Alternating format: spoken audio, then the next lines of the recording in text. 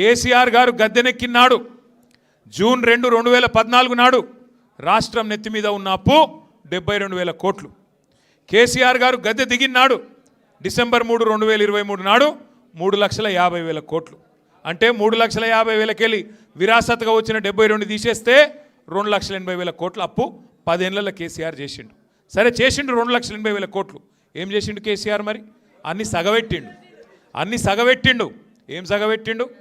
కాంగ్రెస్ వాడు ఆగం చేసి కరెంట్ ఇయ్యక సావగొట్టి అర్ధరాత్రి కరెంటు కోసం, అర్ధరాత్రి దొంగలు వచ్చే కరెంటు కోసం కావలగాసే పరిస్థితి నుంచి 24 గంటల కరెంటు రైతులకు ఇచ్చేతందుకు, ఫ్రీ కరెంట్ ఇచ్చేతందుకు 10 ఏళ్లలో 50,000 కోట్ల రూపాయలు ఉత్త కరెంటు కోసమే ఖర్చు పెట్టిండు కేసీఆర్.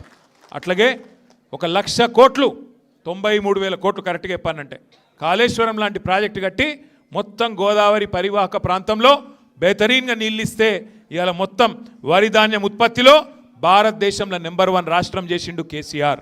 అట్లాగే రైతన్నల కోసం స్వాతంత్రం వచ్చిన తర్వాత ఏ నాయకుడు ఇయ్యలే 70 లక్షల మంది రైతుల కోసం 73,000 కోట్లు మీరు అడగకముందే 11 కీజన్లు టింగుమని నాటేసే టైంకు మీ ఖాతాలో వేసిండు కేసీఆర్. ఇంటింటికి నల్లబెట్టి 40,000 కోట్ల రూపాయలు ఖర్చు చేసి మరి బ్రహ్మాండంగా నీళ్ళు ఇచ్చిండు కేసీఆర్. తెలంగాణ రాకముందు 5 మెడికల్ కాలేజీలు ఉండే. తెలంగాణ వచ్చినాక కొత్త జిల్లాలు చేసి 33 మెడికల్ కాలేజీలు, 33 నర్సింగ్ కాలేజీలు పెట్టిండు కేసీఆర్.